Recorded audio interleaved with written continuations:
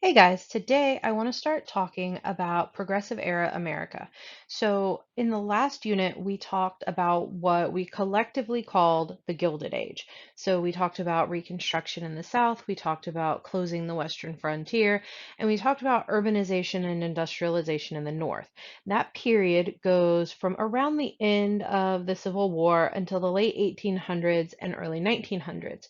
So the Progressive Era is the major period that follows the Gilded Age. Now remember, the Gilded Age was all about corruption and big business. And so what you're going to see is a kind of push and pull between eras. And we see this all throughout history when you have some big something happening, a big impulse. Or a lot of reform or a lot of corruption. Usually, in the next era, you're going to see um, a push or a pull away from that or toward changing it. So, first, though, I want to talk about a period that we refer to as the populist period. All right, so this is a period that kind of bridges the gap between the Gilded Age and the Progressive Era. And it's a time where farmers start to increasingly voice their discontent. Now, this is important because we saw during the Gilded Age, the voice of farmers became less and less important as we had more and more people moving to urban areas and working for factories. So, before the Gilded Age, farmers kind of ran the United States. These were the areas that you saw deciding the presidency, and that's going to change during the Progressive Era. But the populists try really hard to maintain their control and maintain their voice. So it's going to start kind of small with things like the Grange. The Grange is a society. There are a bunch of different ones like it, but the Grange is just the most popular.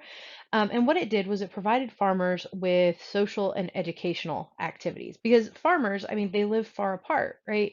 Because they have to farm on a pretty big piece of land to make any decent money. And so they don't have like next door neighbors. A lot of the time, especially in the South, you're not going to see kids going to public schools. So they're going to have this organization that helps them stay in touch with one another. But eventually, they're going to start branching out a little bit. They're going to establish these things called cooperatives.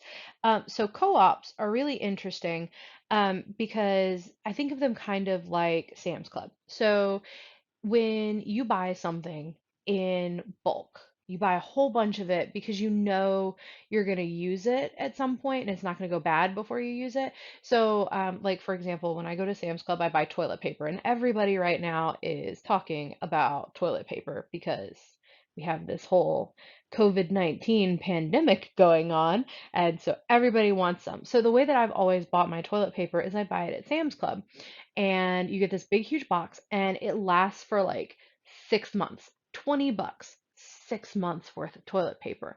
Or you can go to like Walmart or Kroger or something and you can buy a pack of toilet paper for like 10 or $12 that's gonna last you about a month. Um, and so you're spending less money, technically, you're spending like 10 bucks, but it's lasting you less time. So if you buy in bulk, you can get more for less money. Well, if you translate that to farming, you probably don't need to buy tractors in bulk or farming supplies in bulk because you're just one farmer, right? So these co-ops, what they would do is they would come together and they would help each other and they would buy things basically in bulk for cheaper, and then everybody would get their cheaper item. They also are going to try to end the monopolistic railroad practices of the robber barons. Remember, we talked about Cornelius Vanderbilt was the guy that owned pretty much all of the railroads, and at this point in time, a ticket or shipping something via the railroad, it wasn't just a standard price. It varied depending on even time of day. And so a lot of the time, farmers were being charged more for shipping their goods because it was known that their goods would go bad. If you pick something, like let's say you harvest your bananas after you take them off of the trees. I don't know why bananas came to mind, you guys. It's just go with it. So you take the bananas off the tree though, and eventually they start getting brown, right? And it's really not that long before they start getting brown. So you need to get your bananas where they need to go so that you can sell them. And the railroad owners knew that. So they're trying to end the monopolies of the railroad so that there will be some competition, so that it'll be cheaper for them to ship goods. Then what you're going to see is a progression. So from things like the Grange, you're going to see the development of the farmers' alliances. So there are three major farmers' alliances. So there's the Southern Farmers Alliance, the Midwestern Farmers Alliance, and the Colored Farmers Alliance. All three of these, they do the same thing. They're going to voice discontent.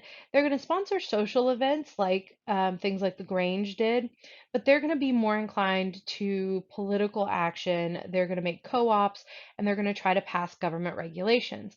The problem with the Farmers Alliance, or all three of the Farmers Alliances, is they are kind of going to political parties, to the Democrats and to the Republicans, trying to get those guys kind of lobbying for change, right? And so they're going to demand the free coinage of silver. So this is a really interesting one. It's something that's going to have a huge impact on this time period. Money generally is backed up with a gold reserve. So if you guys have ever heard of like Fort Knox, that's what we're talking about. Um, so they wanted to back our money with silver as well. And there are some benefits to this. There's a lot of downsides to it. This isn't an economics class, so we're not going to get too deep into it. The point, though, is for farmers, it would have been good. It would have put more money into circulation, but it would have caused things like inflation. And so there's a big debate over whether or not to do it.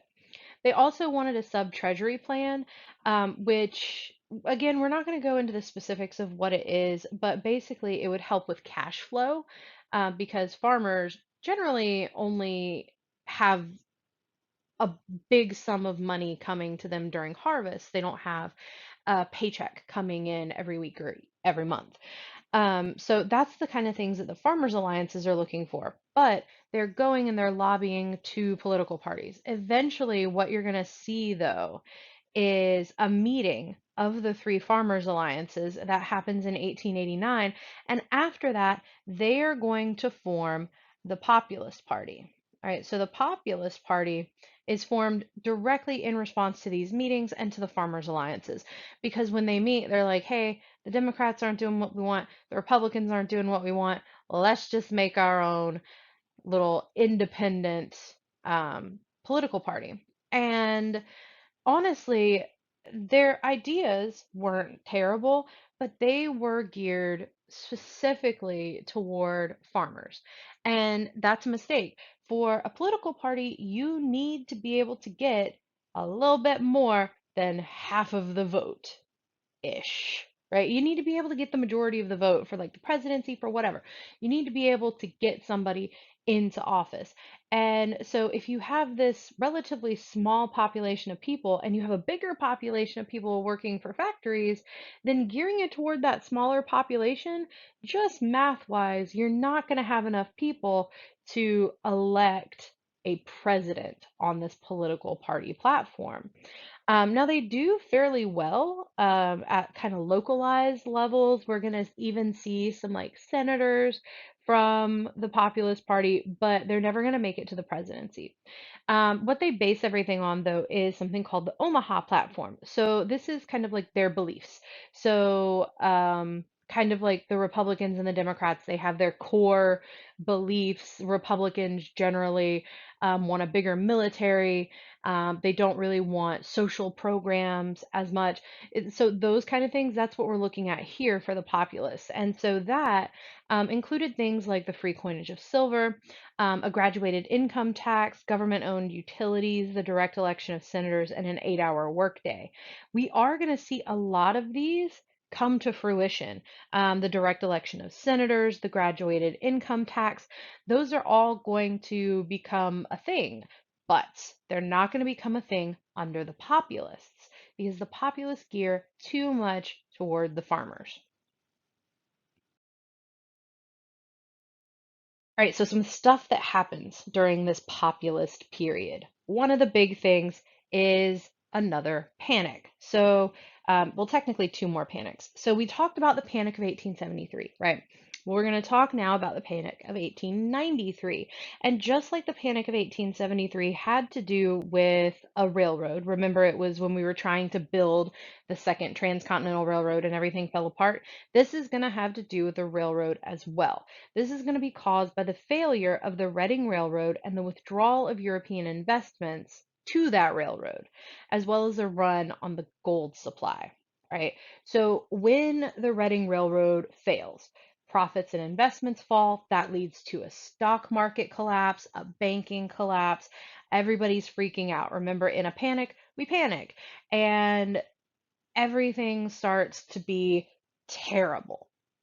This is the moment, though, that the populists shine. Because remember, they wanted the free coinage of silver.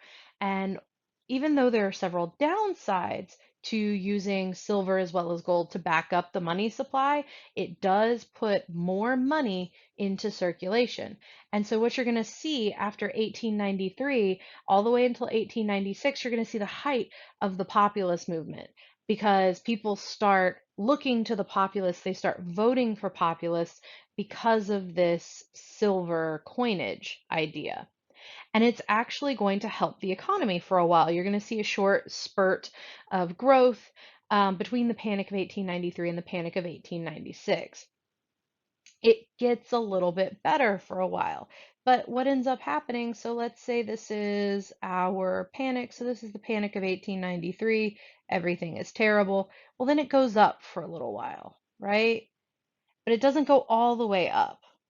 And then because the coinage of silver ultimately doesn't work to fix everything, it just goes back down and it goes back down farther, and we're depressed for longer. All right. Now, it does eventually fix itself. Just like I told you guys, every depression is going to fix itself. It does eventually go back up.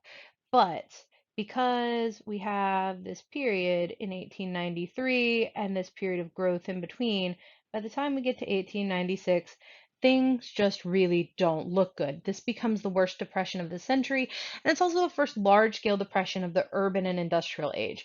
This is the first time since the Panic of 1873 that we start freaking out. We think that because we've become more urban, because we've solved a lot of the problems of factory work and things like that, we think that it's not going to happen anymore. And it does, and it surprises us and it scares us. Now, Grover Cleveland, who's president at the time, is going to repeal the Sherman Silver Purchase Act, which is what kind of helps everything between 1893 and 1896. He repeals that. He persuades J.P. Morgan and some other bankers to actually lend the government money, $65 million in gold to back up our money reserves. This tells you, though, you guys, just how powerful those robber barons were during the Gilded Age. They had to loan us gold to keep the United States afloat. And what it does is it helps restore confidence in our finances, it helps fix things, it helps everything, it helps the economy start growing again. But remember, it had to be done by those robber barons, by those guys who have most of the money. So we're going to see the end of the Populist Party come around the election of 1896. So this is a really weird election. We start out with the Republican William McKinley and the Democrat William Jennings Bryan running against one another. Here's where it gets weird, though. William Jennings Bryan is also listed as the populist nominee for president. Now, you would think that this would make things perfectly fine, right? You would have McKinley as the Republican and Bryan, and you would just pick a William, right? You've got the two Williams, pick one. But that's not how it's listed. On the ballot, you've got William McKinley, Republican, William Jennings Bryan, Democrat, William Jennings Bryan, populist. And those votes are not all counted together, right? You're voting for a party, not necessarily a person. And so that ends up splitting the vote between William Jennings Bryan as a Democrat and as a populist. And it all ends up wonky. William Jennings Bryan doesn't get to be president when he grows up. Instead, we get William McKinley. This ends up being the most significant election since Abraham Lincoln, which is huge, you guys. You got to think Abraham Lincoln was elected and the United States broke up with itself. That is big. This is huge too, though, because this is the first time um, that we see the power of the urban society. This is the last time we're going to try to win the White House with the agrarian vote. This is also the start of something called the fourth party system. So I will tell you guys kind of got the short end of the stick. You got, well, not the short end, you got the more complicated end of the stick. First half of US history, you've got the first party system with the Democratic Republicans and the Federalists. You've got the second party system with the Democrats and the Whigs. And then you've got the third party system with the Democrats and the Republicans. And there are changes all throughout all of this to politics and the things that these political parties believe in, things like that. But you at least have different names to help you differentiate. For you guys, we're going to talk about the fourth, fifth, and sixth party systems, and all three of those, we've got the Democrats and the Republicans. But what changes is they kind of do the hokey pokey and they turn themselves around. So it's not a complete 180. It's not like by the time you get to the six party system, all of the beliefs of the Democrats are beliefs of Republicans and vice versa. But I will tell you, the Republicans of Lincoln and the Republicans of today, or even the Republicans of Teddy Roosevelt, are very, very different. The party names might be the same, but the parties are not. And we're going to see those changes kind of happen. And as a matter of fact, some of the changes that we're going to see as a result of the fourth party system, where large population centers are going to determine elections, and African American rights start to be abandoned by Republicans, that's where we're going to see the emergence of figures like Teddy Roosevelt during the progressive era, Teddy Roosevelt and William Howard Taft. Um, and one thing that you're going to notice about the Democrats and the Republicans of the fourth party system is they don't divide themselves in the same way that we generally think of the divisions between Republican and Democrat today. Typically, we think of Republicans as conservative and Democrats as liberal. And what we're going to see when we talk about my boyfriend, Teddy Roosevelt, I'll just go ahead and let you guys know that I love me some Teddy. What we're going to see different about Teddy Roosevelt and Taft is they're going to have in their Republican Party a conservative wing and a liberal wing. So the divisions between Republican and Democrat are not the same at this point. All right. But the big things, like I said, large population centers are going to determine elections. So now we're going to start campaigning toward big cities with dense populations. And you're going to start to see Black rights abandoned by Republicans. This is important because generally, when African Americans can vote after the Civil War, they vote Republican because the Republicans are the party of Lincoln and Lincoln freed the slaves. That's kind of the mentality. And the Republicans did, especially during the Reconstruction era, have a lot to do with trying to give African Americans some semblance of equality.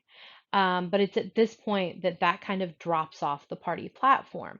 Now, you are still going to have African Americans voting, mostly Republican, but this is where we start to see a change. All right, so I also want to talk about imperialism. So this is again happening during the progressive era, also kind of a precursor to it. Um, and so this is the policy of extending a country's power and influence through diplomacy or military force. So it's like manifest destiny, if you've ever heard of that. Manifest destiny is the idea that the entire continental United States was destined to be controlled by us, by the United States, by America. And it's seen as our God-given right that we're going to have the land from sea to shining sea, right? After we do that, though, after we close the Western frontier, we still have that mind of expansion. We've been doing it ever since before we became a country. From the time that we were colonies onward, we've been going westward. We're constantly moving westward. We've got the colonies on the eastern seaboard, and then they're going to expand, especially during the French Indian War. There's some contested land. We expand. During the American Revolution, we get a bunch of land from Great Britain. We expand, we move farther westward. The Louisiana Purchase gives us the middle chunk, the middle third or so of the United States, and we move westward. The Mexican American War gives us that last little piece, California. It acknowledges Texas. We get like New Mexico and Nevada, all those places, and we move all the way to the west. Well, now we're going to do kind of the same thing, but it's going to end up being with colonies.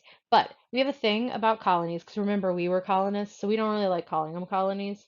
So we're going to call them territories or protectorates. But basically, we're going to go and find ourselves some colonies. And actually, the first two of them, they end up becoming states.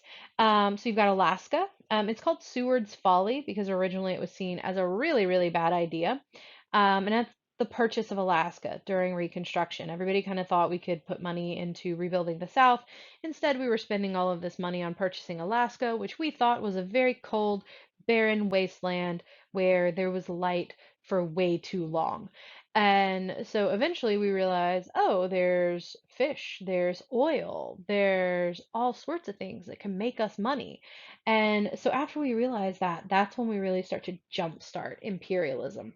And then we're going to annex Hawaii because, you guys, we have people, we have Americans doing business in lots and lots of places. That's really what imperialism has to do with. We have Americans going and doing business in other countries, and then imperialism sort of follows. We kind of extend our power and our influence so that we can have power over the place where we're doing business. We're capitalists. That's what ends up happening. And so there are a bunch of white dudes in Hawaii, including this guy, Sanford B. Dole. So like if you've ever heard of that's supposed to be a banana. That's a very sad banana. So the Dole, like the bananas or the oranges, maybe I can draw it. An orange is just a circle, right? That why does that look like a heart? That's an orange. So anyways, that fruit, Dole, right? You've heard of it. So Sanford B. Dole is living in Hawaii and he is going to stage a coup against the Queen, Liliuokalani. Now I have no idea if I'm saying that right. You can Google the pronunciation. It's fine. I tried. But the Queen, he's going to stage a coup against her, and after he takes over, he petitions for annexation, which basically means he says, "Hey, United States, we would like to be a state now." Now, the United States, to our credit, is going to attempt to restore the queen to her throne. They're going to be like, this is not what Hawaiians want. This is what Americans in Hawaii want. And so we're not going to take advantage.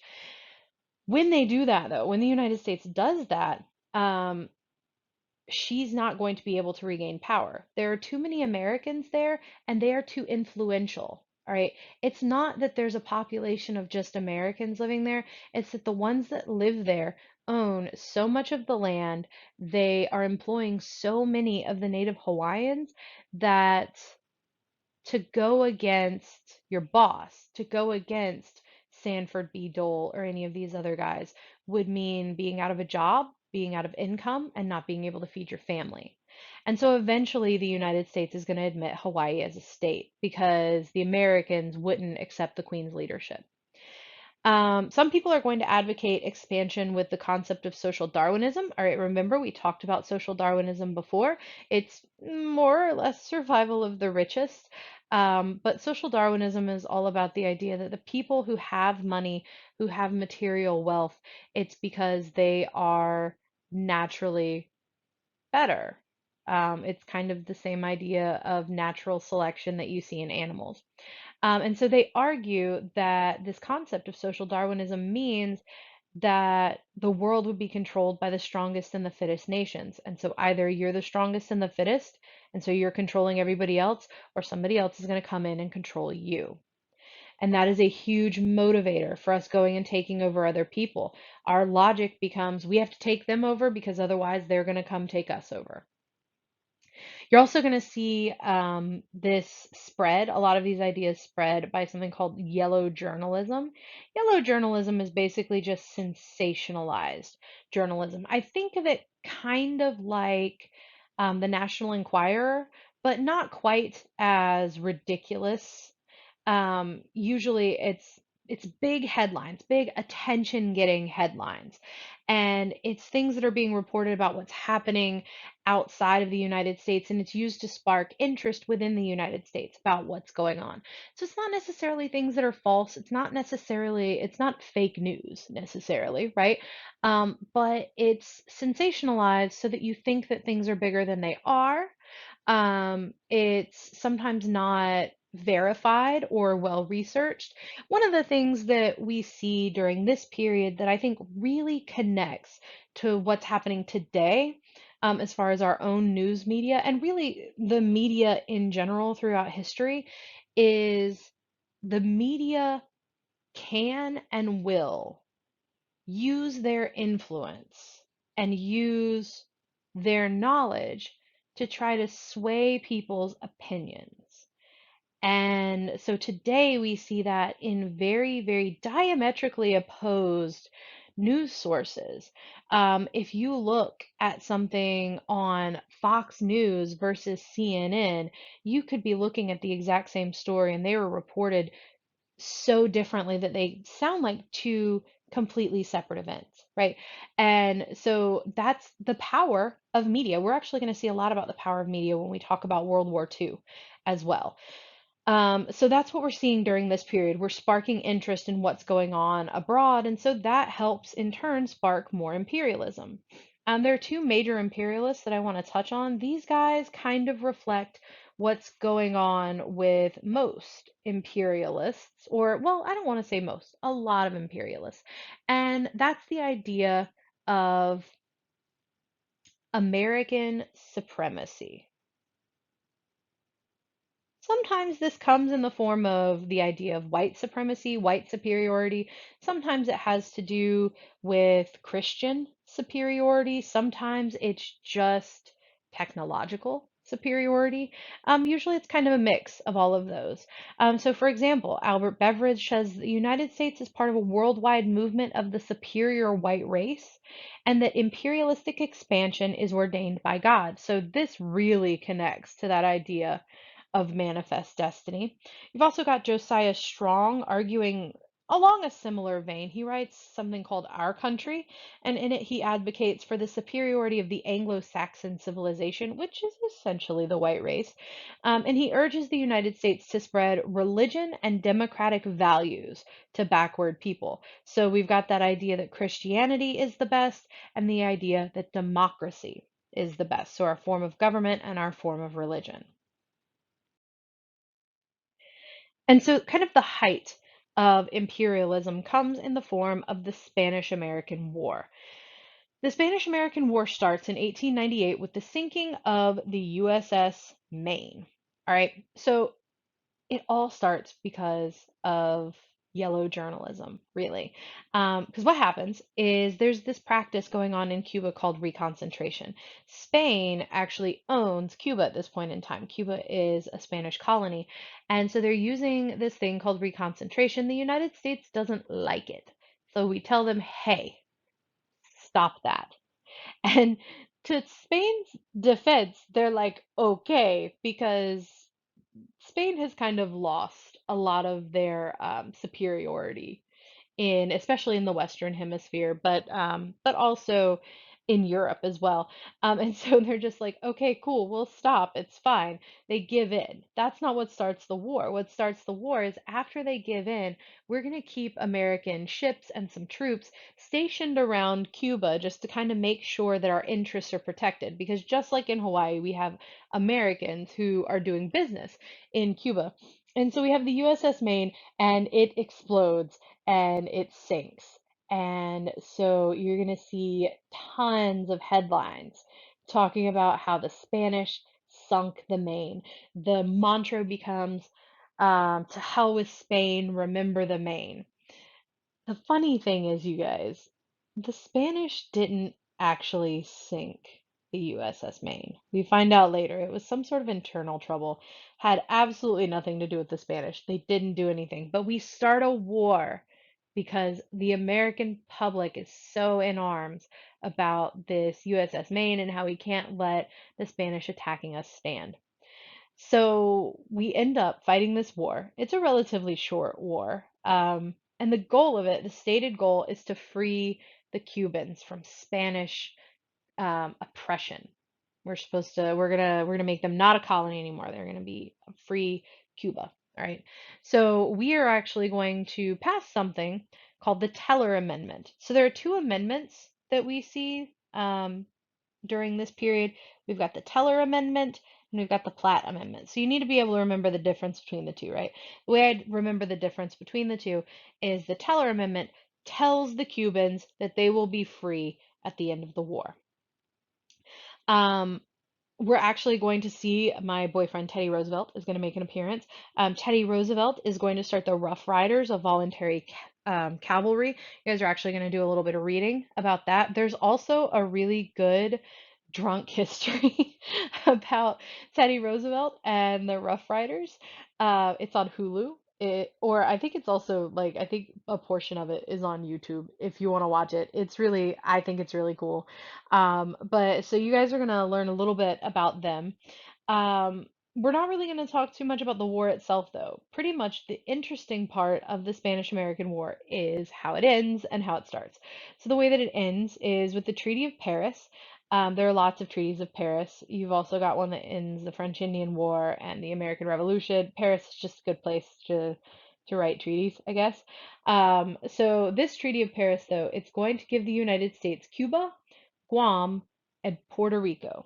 Okay, so by the end of the Spanish American War, the United States has all of those, right? We have people there, we've taken it over. That's why they give it to us in the Treaty of Paris.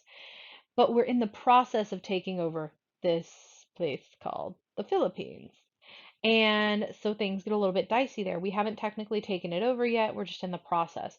So we end up having to buy the Philippines, right? That's really interesting because that war is actually going to last longer. It's going to last until 1902, and it's going to last longer than the Spanish-American War itself because the people of the Philippines, we're not going to set them free. We told Cuba with the Teller Amendment that we would give them their freedom at the end of the war. We didn't tell anybody else they were going to get their freedom. So much so, as a matter of fact, that Guam and Puerto Rico are still, to this day, American land holdings. We still own those guys. All right. All right. So we've got Guam and Puerto Rico. We're not going to set them free. We never told them that we would, and we never told the Philippines that we would. But it was kind of tacitly understood. Like the Philippines thought that they were going to get their freedom. So the people in the Philippines thought that they were getting their freedom, and we didn't give it to them. So they're going to fight this big war. As far as the Cubans, we are going to pass the Platt Amendment. And what the Platt Amendment does is it gives Cuba their freedom, like we told them, but with restrictions because we told them they'd get their freedom. We never told them that their freedom wouldn't have strings. So some of the strings include they're not allowed to impair their independence. The United States has the right to approve their treaties and send in troops if they feel it necessary. And Cuba has to promise to sell or lease needed coaling or naval stations to the United States. So essentially, this makes it to where the United States can come butt in whenever we feel like it. We even still have, if you guys have ever heard of Guantanamo Bay, that is a naval station that we get as a result of the Platt Amendment. All right, so let's move on into the progressive era and the concept of progressivism. So, progressivism itself is based on the idea that honest, efficient government could bring about social justice. So, this is kind of the opposite, the antithesis of the Gilded Age, the idea that you need a smaller government, they need to have less authority, and the country will run better with the government not having as much authority, without it being as involved in people's lives and in businesses. Now we're going to get the government super involved. So we're going to see some of those issues of the Gilded Age attempted to be fixed by progressive beliefs. So we've got that disparity of wealth where you have a very, very rich and a very, very poor. You've got workers' rights and working conditions, poverty, inequity, corruption, all of those problems. And we're going to try to solve it through the progressive beliefs of government regulation, the limitation of power of political bosses, improving workers' rights and conditions. We're going to try to clean up cities. We're going to try to make the government responsive to the American people. All of these are great ideas, but a lot of the time, students will think the Gilded Age was bad and the Progressive Era is good. And that is simply not true. The Gilded Age had a different focus, different things come out of the Gilded Age. Yes, there was a lot of governmental corruption in the Gilded Age. There were a lot of um, problems during the Gilded Age, but there are problems with the Progressive Era as well. We're going to see the perpetuation of middle class WASP values. WASP means white Anglo-Saxon Protestant. So those ideas of white middle class Christians, those values end up being legislated. This is where we're going to see during this period a lot of laws being passed that reflect religious beliefs. There's also going to be a support of segregation. There's going to be lots of nativism. The idea basically that my country is better than your country. Me being an American and you being an immigrant, you're not as good as I am. So as a result, we'll see lots of harsh anti-immigration policies. And we're also going to see some eugenics being used. Most people, when they hear about eugenics, if they've heard the term before, they know it from Hitler, because he tried to practice eugenics by exterminating the Jews and perpetuating this supposedly superior white race with blonde hair, blue-eyed children. Um, but it was a concept that Hitler didn't invent. It was a concept that was being put into place here as well, of kind of trying to dictate evolution, decide what features we want, and move forward with those features. Um, Eugenics is a really shaky science, so you're going to see that in some other shaky sciences. Just like we saw the yellow journalists during this period of imperialism, we're going to see the muckrakers during the progressive era. This is a term that's actually coined by my boyfriend Teddy Roosevelt, um, for the journalists who attempted to expose the evils of society. So these guys are writing exposés, essentially. A lot of the time they're going undercover and they're trying to help change society by showing what was going on during the Gilded Age. So there are four major muckrakers. There's a lot more, but the ones I want to specifically note are Lincoln Steffens, who wrote The Shame of the Cities, about political corruption and the link with politics and businesses. You've got Jacob Riis. He's actually a photographer, and he writes How the Other Half Lives, which shows photographs from tenement conditions. Then we've got Ida Tarbell. She wrote The History of Standard Oil about robber baron practices. Specifically, Rockefeller is who she focuses on. One of the most interesting ones that I think, though, is Upton Sinclair. Upton Sinclair writes a novel, so it's fictional. It's called The Jungle, and it's all about conditions in meatpacking plants. And this is kind of where Teddy Roosevelt gets on board with the idea of muckrakers, and a lot of them are actually going to enact change. Upton Sinclair is going for the hearts of the American people, showing how these meatpacking workers are being treated and these unfair working conditions. And what ends up happening, though, is he kind of gets their stomachs on accident.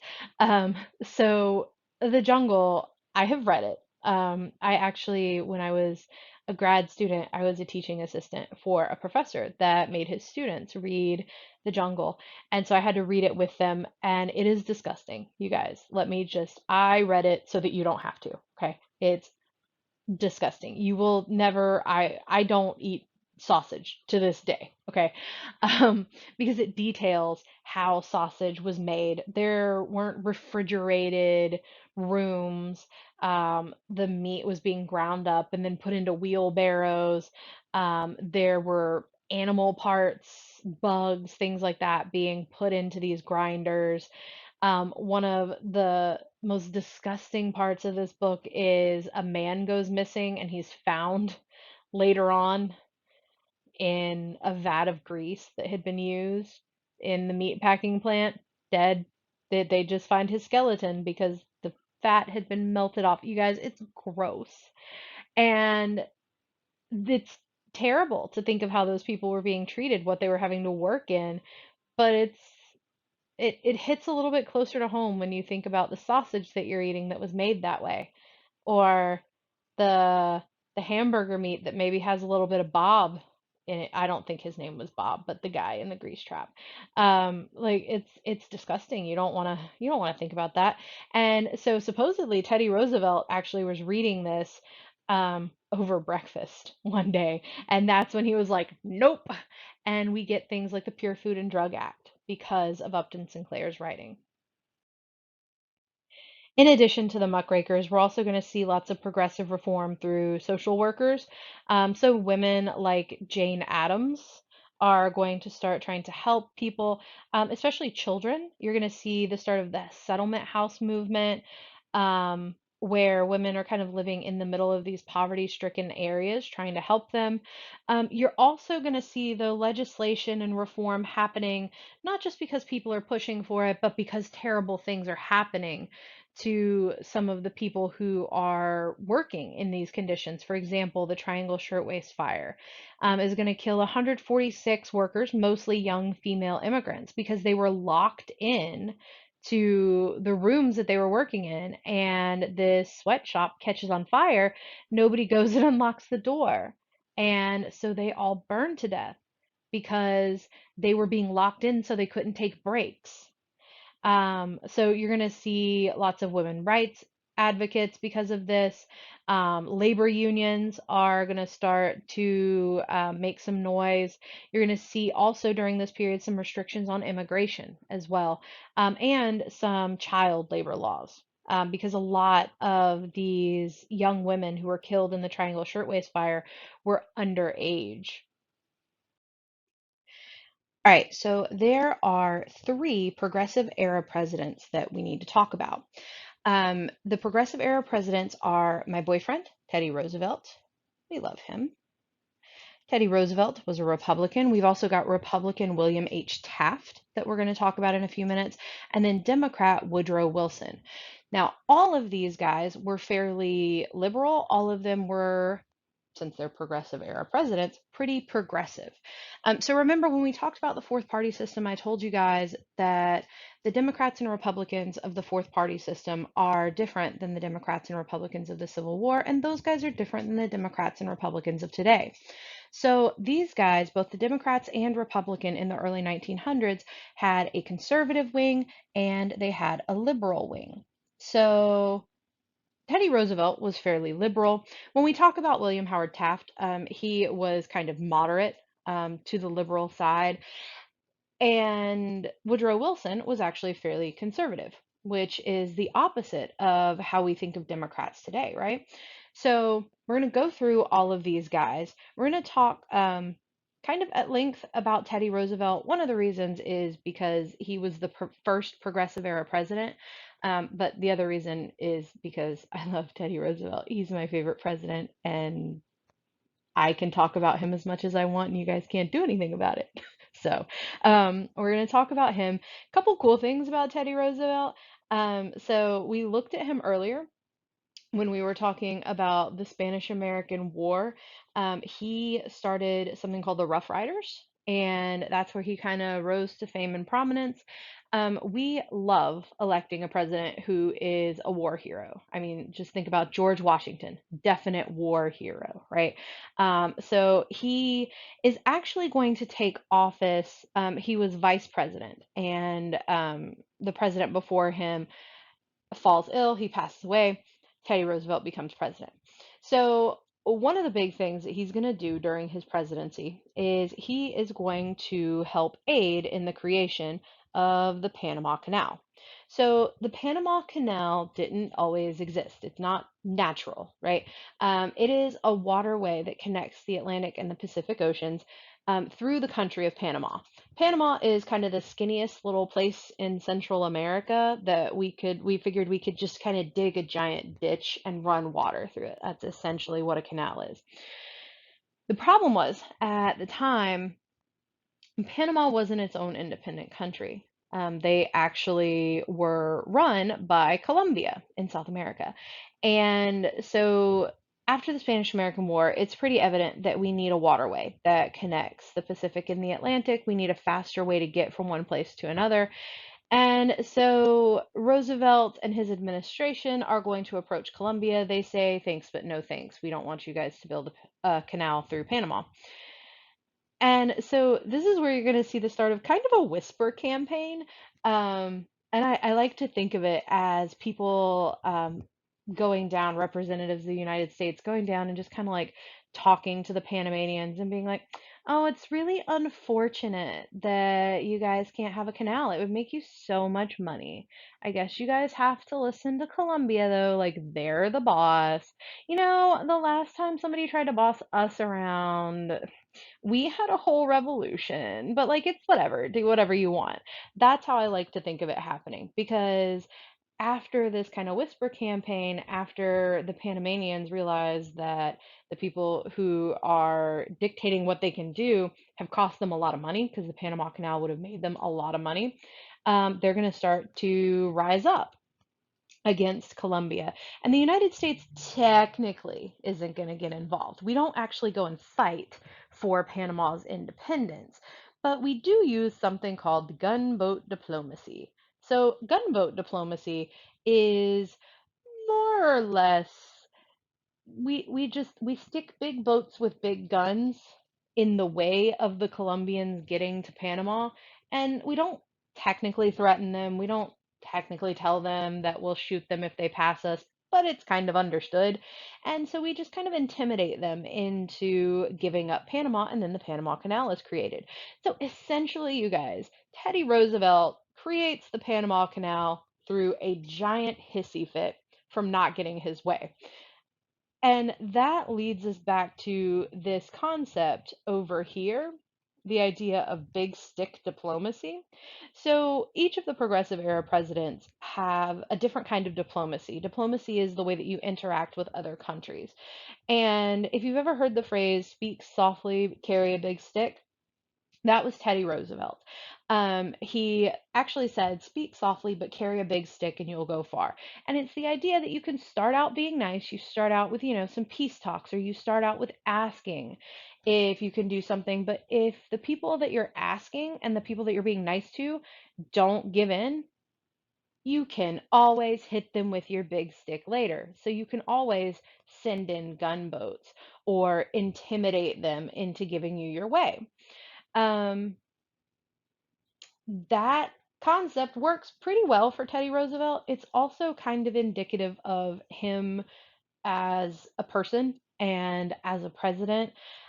He was very gruff, very like man's man. You guys should have read or will be reading an article on Teddy Roosevelt and conceptions of manliness and masculinity that we hold today. And that's that's kind of at the heart of Teddy Roosevelt, this guy who um, built up the Rough Riders during the Spanish American War, this guy who intimidates people into building an entire canal.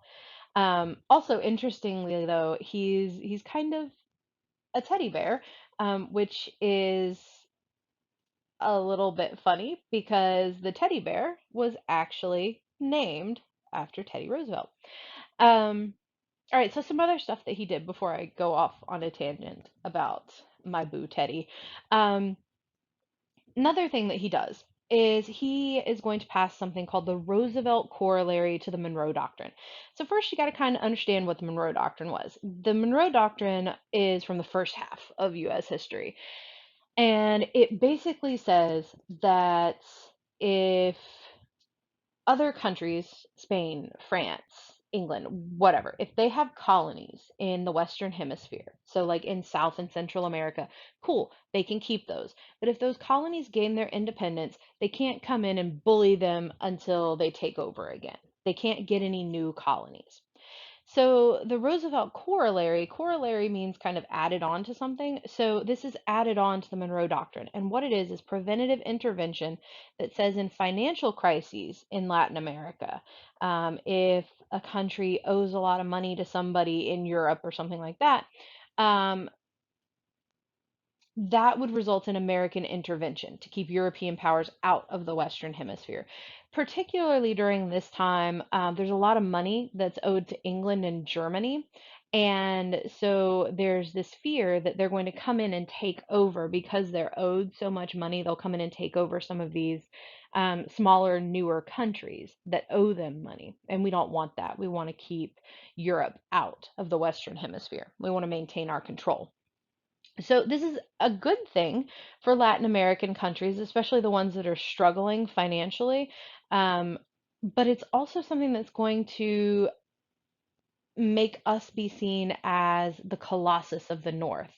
We're going to be seen, especially after um, the Spanish American War, we're going to be seen as those guys who come in and do what we want, but we keep other people out. He's also, though, going to be responsible, and this is the speak softly part of big stick diplomacy. He's going to be responsible for the negotiation of a treaty called the Treaty of Portsmouth. The Treaty of Portsmouth is going to end the Russo-Japanese War. So, Russo-Japanese War is between Russia and Japan, and they were fighting essentially about ports. And both of them wanted a monopoly over these ports in Asia. As far as we were concerned, none of them needed a monopoly over the ports because that would be bad for our business. So Teddy Roosevelt is actually going to negotiate this treaty and he's going to get the Nobel Peace Prize for it. He also is going to settle a disagreement within the United States through something called the Gentleman's Agreement. Um, what happens is during the Russo-Japanese War, a lot of Japanese immigrants are going to be coming into the United States. And we saw before with the Chinese coming in to work on the Transcontinental Railroad, a lot of hatred in California. And so these guys are going to fear a yellow peril if a bunch of Japanese people come in. Like lots of good racism going on there, right? We're going to call it a yellow peril, and the Japanese are going to come in and they're just going to take over. And so just like we saw the Chinese Exclusion Act after the Transcontinental Railroad, you're going to start to see segregation of schools in California, particularly in San Francisco.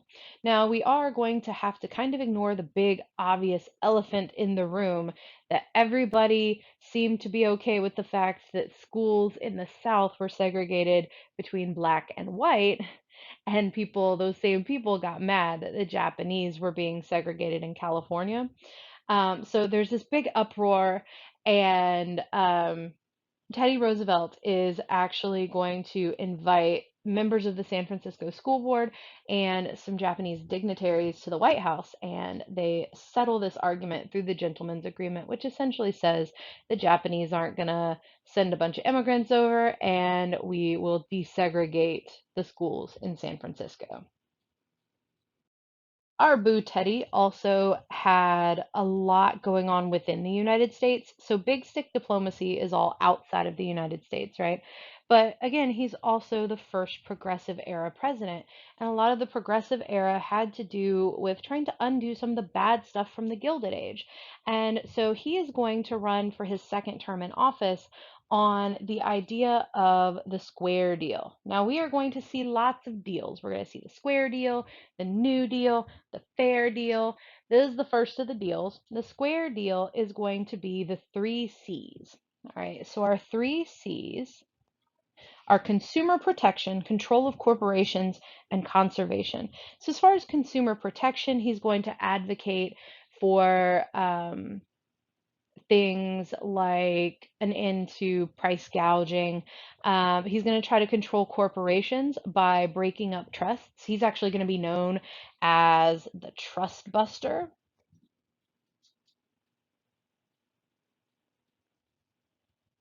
And then the last thing that he's going to do, that he's going to focus on, is conservation.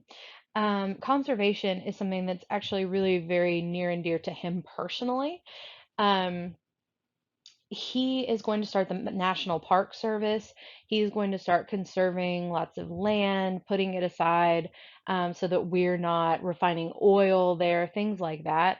Um, and this has to do with the fact that Teddy Roosevelt was an avid outdoorsman. He does a lot of efforts as far as conserving. He also, though, does a lot of hunting. He goes on safaris. The end of his presidency is actually going to come when, at the end of his term, he says, "Okay, guys, I'm going to go to Africa on safari. Be good. See you later." So he leaves the presidency and he is going to hand pick the next Republican nominee, and that guy is going to win the presidency. That guy is William Howard Taft. William Howard Taft is a lot of the time remembered as our largest president. Supposedly he got stuck in the White House bathtub. It's that we can't really, we don't know if that actually happened. But he was a big and tall kind of dude. He also, though, even though we call Teddy Roosevelt the trust buster, he actually did a lot more as far as breaking up trusts. He's going to be at the helm of 90 antitrust cases, including two of the biggest ones with American Tobacco and Standard Oil. But he's going to make a lot of Republicans mad because remember, we have the um, conservative side and we have the liberal side. And the people who liked Teddy Roosevelt, those are the liberal Republicans, right? And he's going to anger a lot of them because he's going to go against the liberal wing. Like I said, he's a little bit more moderate. So, for example, he's going to sign the Payne Aldrich tariff into law. This is going to lower some tariffs, but it raises them overall. And the liberal Teddy Roosevelt Republicans don't like that. He is going to continue a lot of our boo Teddy's conservation efforts. He's going to start the U.S. Bureau of Mines, but he does go against some of the major conservation. For example, in the Pinchot Ballinger controversy, the Secretary of Interior, name is Ballinger, he offers to sell 1 million acres of land that was conserved by Pinchot under Teddy Roosevelt. And it's this whole big thing. Everybody's very angry. Taft ends up siding, though, with Ballinger, the guy that doesn't conserve the land, the guy that sells it, and he fires Pinchot. And so everybody is mad, including Teddy Roosevelt, who is back from his safari. And we'll talk about that in just a second. But first, I want to touch a little bit on Taft's version of diplomacy. So we had that big stick diplomacy. Now we're going to have dollar diplomacy. Essentially, this is the idea that the business of America is business, right? We are a capitalist society. We are all about the money. And so we're going to use our money, our economic influence to influence our foreign policy. So we further our foreign policy through the use of money, through the use of economic power. All right, so Teddy. Teddy's back from safari, you guys. And when he comes back from safari, he is going to run for president again. All right, so he comes back and he's like, Taft, you messed it all up. And he's actually going to ask the Republican Party to nominate him instead of sitting President Taft for president. All right. This is unheard of. It's something that you just don't do. If you have a president already in office, that's pretty much the dude that's going to end up on your party's ticket. He's already there. You already got him there once. It's a lot easier to get him there a second time. Re-election is a lot simpler than election. So the Republicans are like, Teddy, no. Taft is already president. He's doing a pretty good job.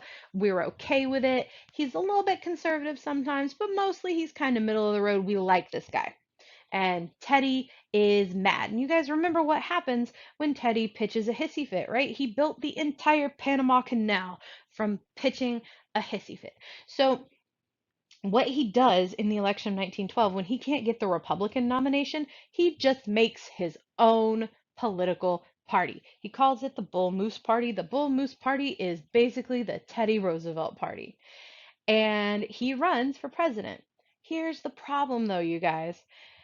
Usually, the Republicans and the Democrats, because we have a two-party system, it runs about half and half-ish. And one guy wins over the other guy, but you don't have like 7/8 of the country voting Republican, right? It's generally a lot closer than that.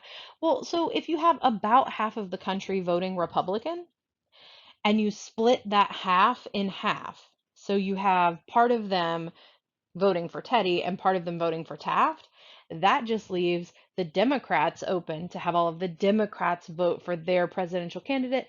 That guy ends up winning, and that guy is super racist Woodrow Wilson. So, Woodrow Wilson is the first Democratic progressive era president, and he's going to oversee a lot of progressive era amendments. Now, here's the thing. He oversees these, but a lot of them had already kind of had the ball rolling um, through Teddy and Taft.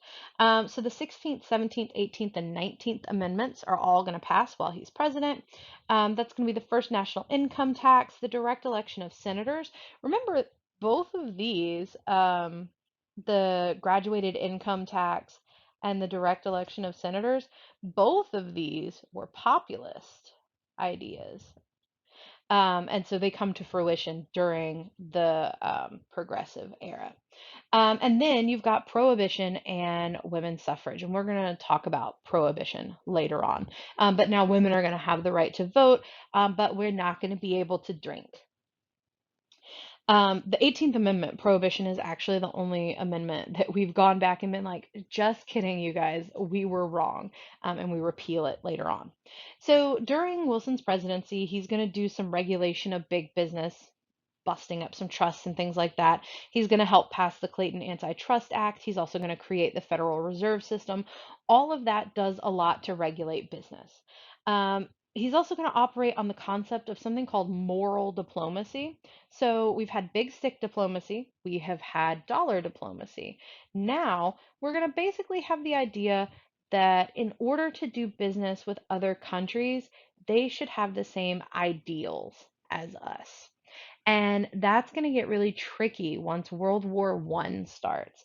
Woodrow Wilson is actually going to be president throughout World War I, and we'll talk about that in the next lecture. Um, Woodrow Wilson was also, he was a historian. So was Teddy Roosevelt.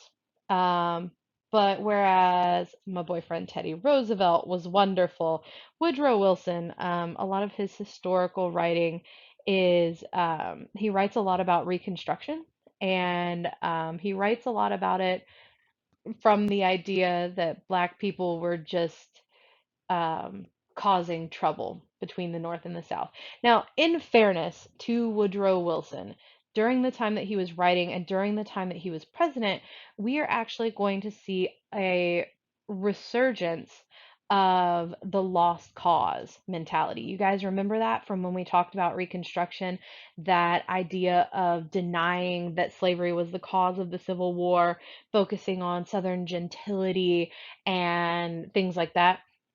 And so we're going to kind of look back at the past with rose-colored glasses and see the pre-Civil War, the antebellum South, as a,